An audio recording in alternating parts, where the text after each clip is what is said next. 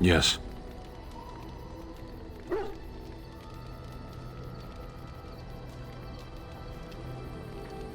Speak, then. Then I suggest we move on. Sitting, as you observed.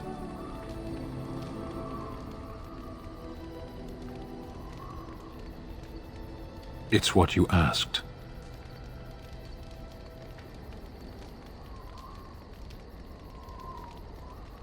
I did. Parshera. Was there anything else? I am hardly surprised. Very well. As you wish.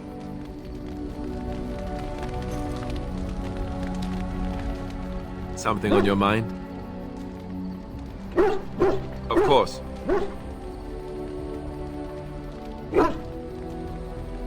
You mean other than becoming a Grey Warden? You know, I asked Duncan this too, and all I got was, "You'll see."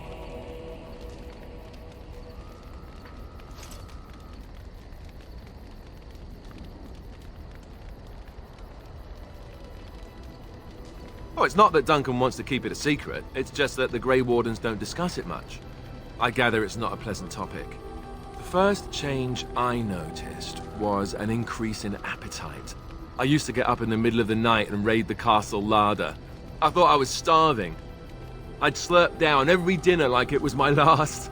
My face all covered in gravy. When I'd look up, the other Grey Wardens would stare, then laugh themselves to tears.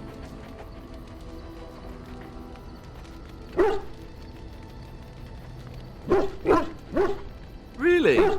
I saw you eating dinner the other day. Savage.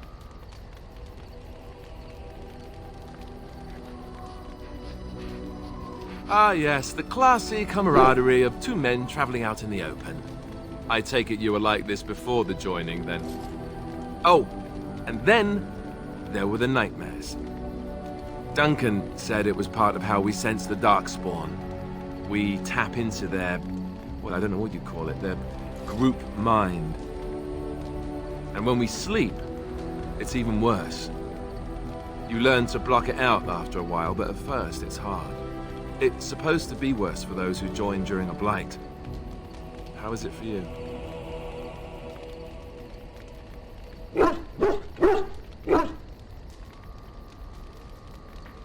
Some people never have much trouble, but that's rare. Others have trouble sleeping their entire life. They're just more sensitive, I suppose. Everyone ends up the same. Once you reach a certain age, the real nightmares come. That's how a Grey Warden knows his time has come.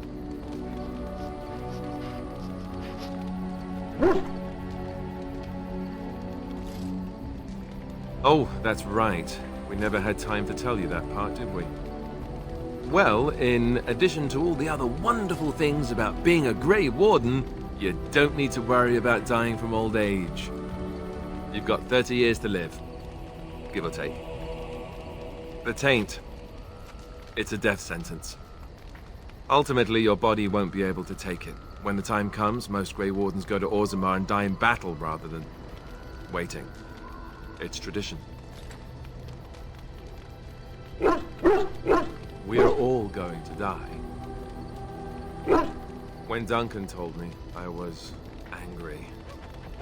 He put his hand on my shoulder and said this.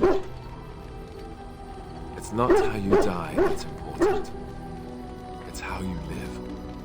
And you wondered why we kept the joining a secret from the new recruits. And there you have it.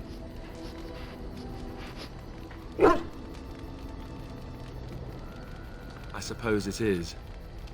We're the only ones who can stop the Blight, however. Is there a price too high to pay for that? You know, Duncan, he started having the nightmares again. He told me that in private. He said it wouldn't be long before he'd go to Orzammar himself. I guess he got what he wanted.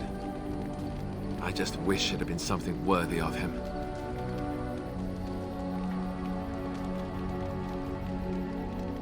I know.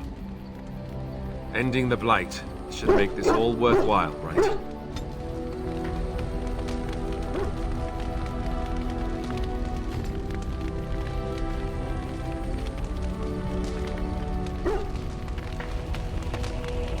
Something I can help with? Yes? What's on your mind? Where did you hear this? Not all minstrels are spies. Most are just singers and storytellers, but some of them are what we call bards. Bards are minstrels and more. Spies, as you say. Some say there is a bard order, but I don't think this is true. Many bards work alone or in small groups, doing the bidding of a patron who pays for their services. If there is an organization behind it all, no one knows who they are. Some do. Mostly, it is nobles spying on other nobles.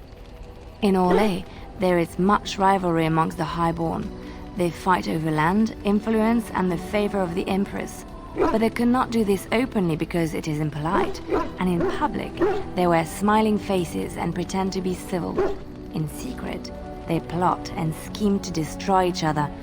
It is a game completely meaningless to anyone but its players.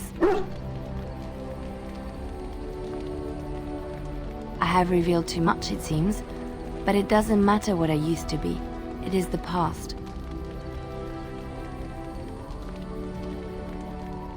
I found myself in Ferelden and sheltered from bad weather in the Chantry, and when the storm passed, I just did not want to leave. I like to say the Maker brought me here.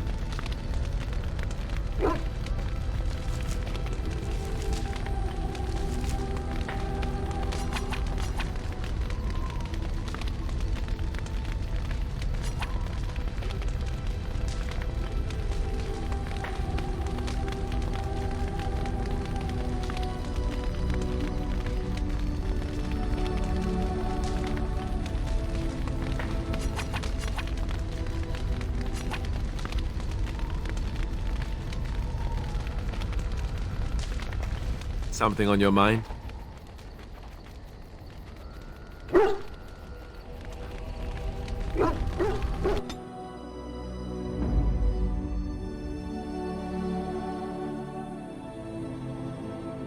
Yes. Indeed. Yes.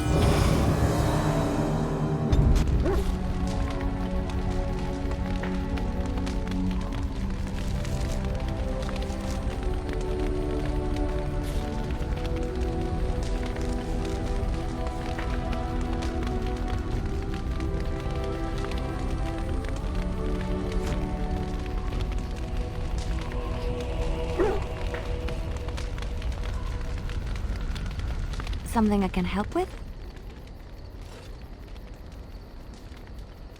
Yes? What's on your mind? I knew this would come up sooner or later. I don't know how to explain, but I had a dream. In it, there was an impenetrable darkness. It was so dense, so real. And there was a noise, a terrible, ungodly noise. I stood on a peak and watched as the darkness consumed everything. And when the storm swallowed the last of the sun's light, I fell, and the darkness drew me in.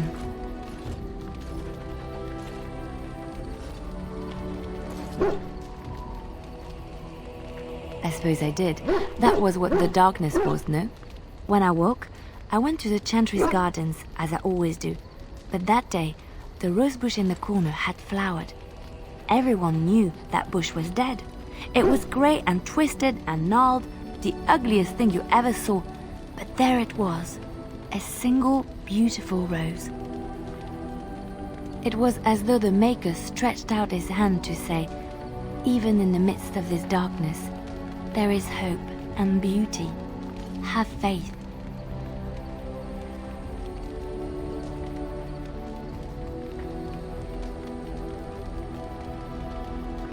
In my dream, I fell, or maybe I jumped.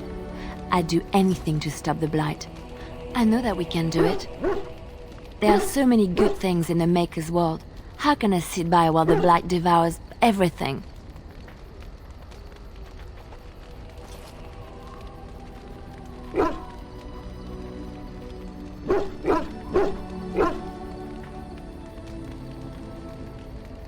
That is why you're a Grey Warden. Come, there's a blight to stop. Something I can help with?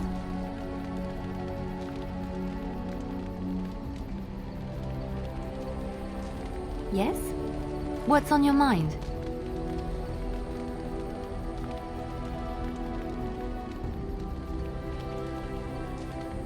My mother was from Denerim, and I consider myself a Ferelden. Mother served an Orlesian noblewoman who lived here when Orlais ruled. When Orlais was defeated and the common folk began to resent the presence of any Orlesian, the lady returned to Orlais. She took my mother with her. I was born in Orlais and did not set foot in Ferelden till much later. Mother was always telling me stories of her homeland. I think she missed it. Mother died when I was very young. Lady Cecily let me stay with her. I had no one else. She was quite old then, and she had me study music and dance to entertain her. It is unfair that I have more memories of Cecily than my mother.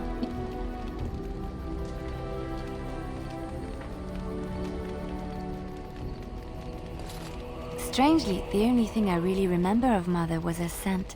She kept dried flowers in her closet amongst her clothes. Small white Ferelden wildflowers with a sweet fragrance. Mother called them Andraste's Grace. They were very rare in Orlais. But enough about that. Let us move on. Something I can help with?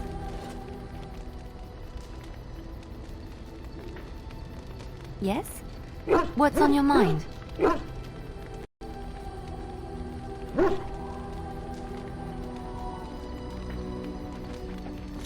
I miss Val-Royeaux. Unlike other cities where the people are the lifeblood and the character, Val-Royeaux was her own person, and her people little more than decorations. There was always music in Val-Royeaux, streaming from the many windows, quiet refrains and triumphant choruses, and always, floating above that all, the chant, coming from the Grand Cathedral. It was magnificent. Oh, it would take me a day or two to talk about the many splendors of Orlais, her golden fields, her lush meadows. Of course, there are good things and bad things about Orlais, like anywhere else. Sometimes I miss it dearly, and sometimes I'm glad I'm rid of it. And you will laugh at this, but I miss the fine things I had in Orlais. Dresses, fine dresses and furs, and shoes, of course. One can't mingle with nobility with bad shoes, you see. Orlais is very fashionable, almost ridiculously so. But the shoes! Living with those ridiculous trends was worth it for the shoes.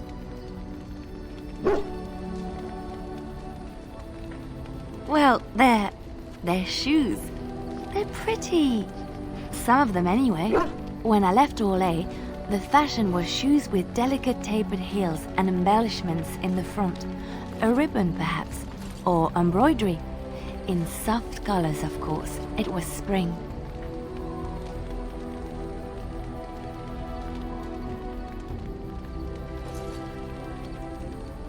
I wouldn't want to run in it, or have to enter battle, but for lounging in a lady's sitting room, perfect.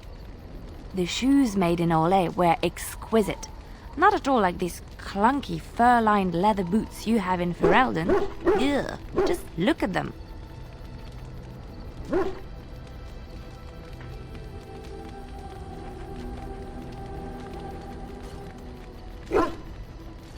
They're sturdy shoes, but sometimes a girl just wants to have pretty feet.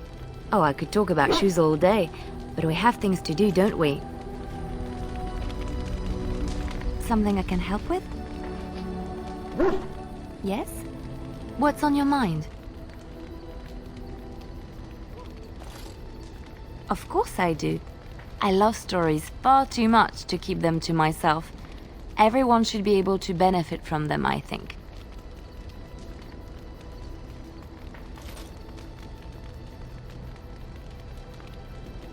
Chantry law says it is man's pride that created the Darkspawn.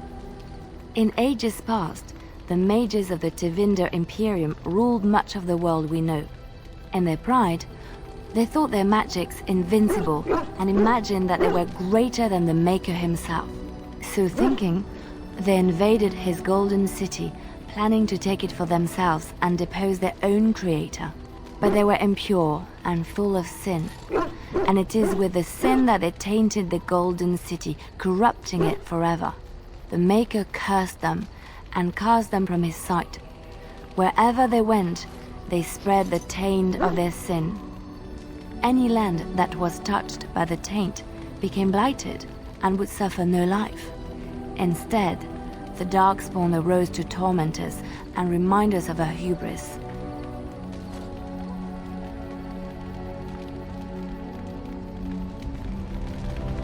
Something I can help with?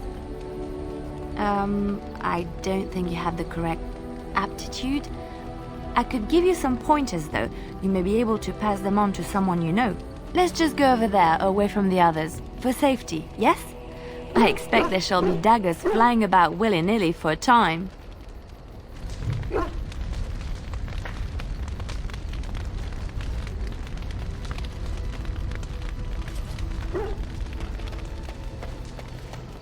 The Templars of the Chantry stand ready, Grey Warden.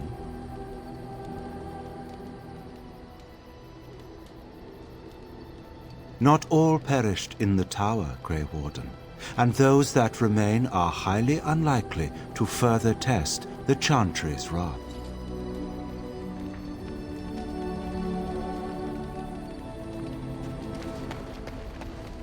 Oh, it's been a long day. Rest would be welcome.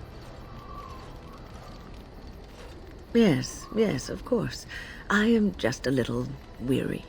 As you may have noticed, I'm no spring chicken.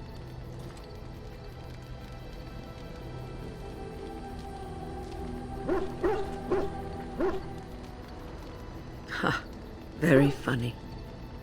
But in all honesty, I do not know how many years I have left in me.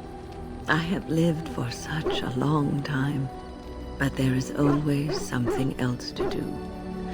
And I have to keep going in order to do it. I think I will be glad when I am done.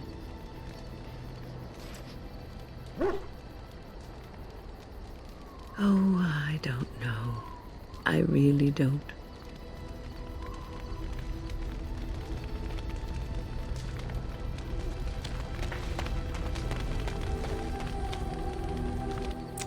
Look at what your fool dog placed in my pack. A putrid, half-eaten hare is not something a woman wants to find in her unmentionables. The dirty mongrel can have this back. There. And tell him not to do it again.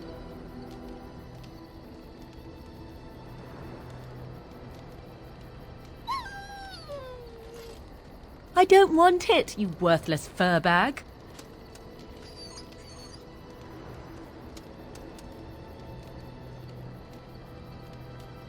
Oh, he's just trying to be manipulative, I can tell. I do it too.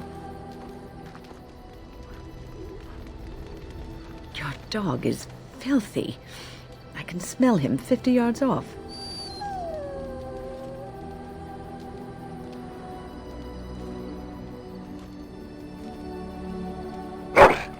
That may be so, but all the same, I would like your permission to bathe him.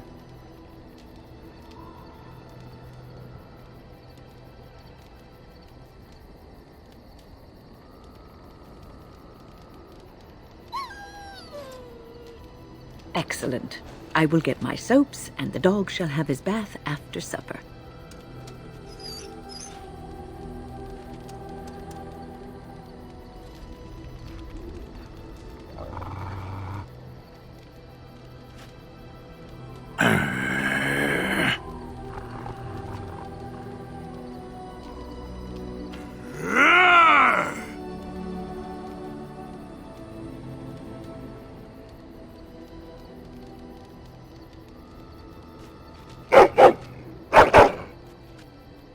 You are a true warrior and worthy of respect.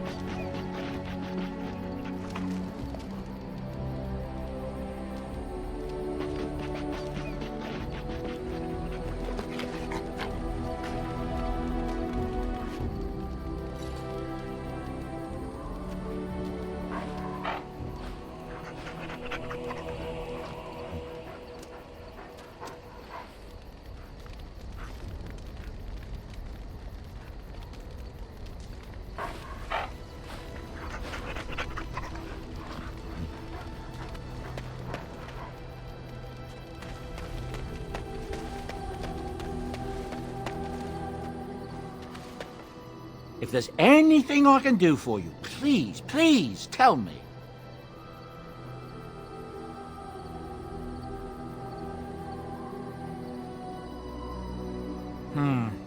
I suppose since you told me about you being a Grey Warden, it's only fitting for me to be as open. I am originally from Orzammar, the famed dwarven city that lies beneath the stately Frostback Mountains. I was a merchant there too, merchant caste. These things are in the blood, you know. You can't just leave them behind. I ran a fairly successful business. Rare artifacts, you know. Old things, grand things. The nobles loved them.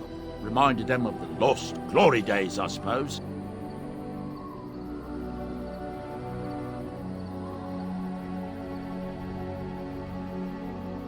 One day, a noble woman came to my store.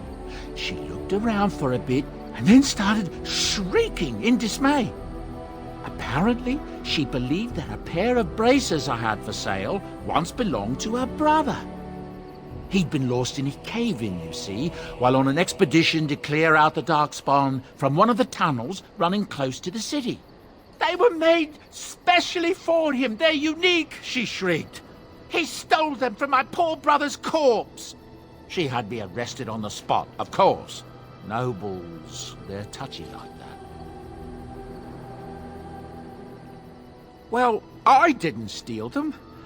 You see, I'd been paying these castless thugs to venture out into the deep roads for me. The lost tigers, they're full of things that people left behind. Sometimes you can find a treasure, something worth a little gold.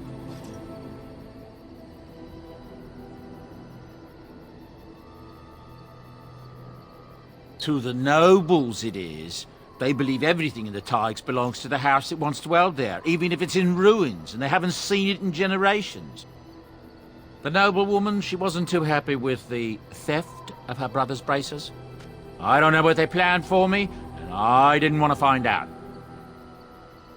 Bribed the guard that was watching me and took off for the surface first opportunity I got. Never looked back. Yes, here I am. Now, is there anything the boy or I can get you?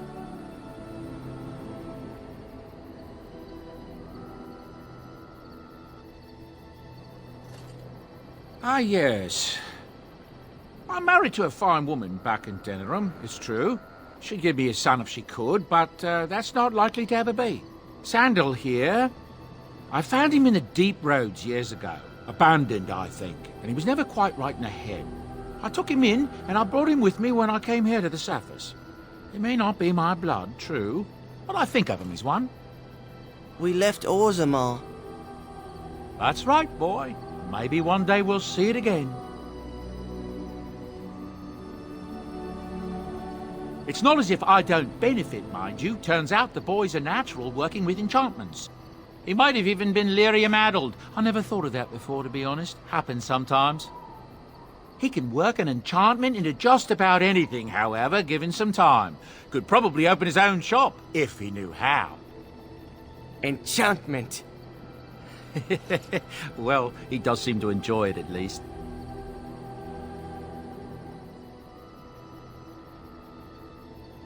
The Darkspawn have attacked Lothering.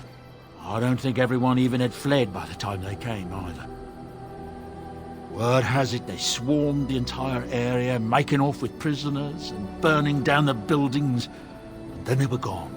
Just as quick. I wonder if there's anyone left. I heard some chanters were going to head down south, maybe to try to find some survivors. I'm not holding out hope myself. That's what I've heard on the road, anyhow. Take it for what it is. There's another royal army already gathering in the east, but from what I hear, when it marches, it'll be headed west, not south towards the Darkspawn. Can you imagine? If the Benorns stand up against Loghain, we won't need the Darkspawn to destroy us. We'll do their work for them. That's what I've heard on the road, anyhow. Take it for what it is. More Grey Wardens were supposed to come here from Orlais, but I hear they got turned back. Considering all the questions surrounding what happened at Ostagar, it's just as well. That's what I've heard on the road, anyhow. Take it for what it is. It seems that some of the bands just won't accept Tyrn Loghain's orders. There's too much talk still of King Keelan's death and questions about what happened. You'd think with the Darkspawn knocking on our doorstep, people would be more likely to stand together, wouldn't you? That's what I've heard on the road, anyhow. Take it for what it is.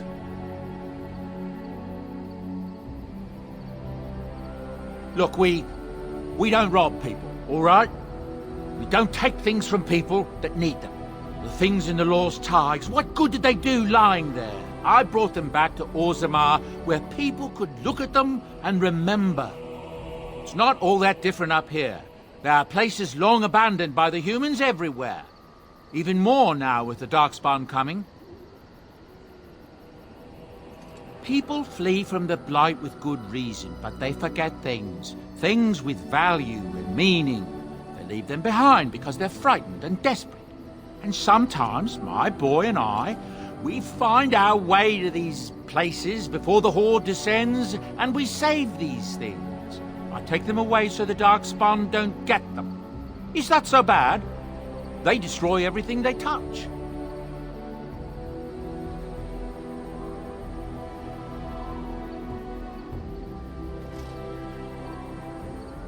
No, of course not. And when it ends, I will go back to finding ruins, or move on.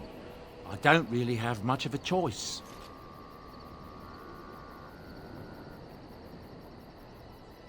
Of course. Good fortune to you and yours. Goodbye. Enchantment? Enchantment!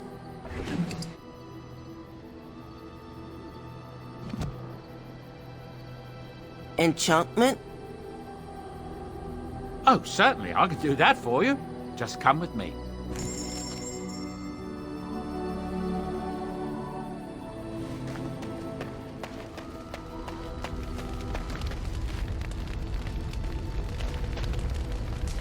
What do you wish of me?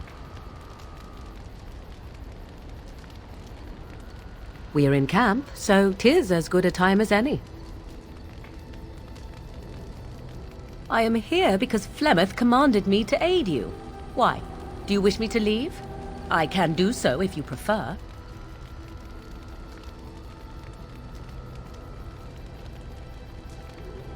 If I wanted to leave, then I would go.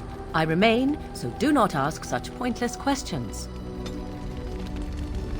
What do you wish of me? If you must.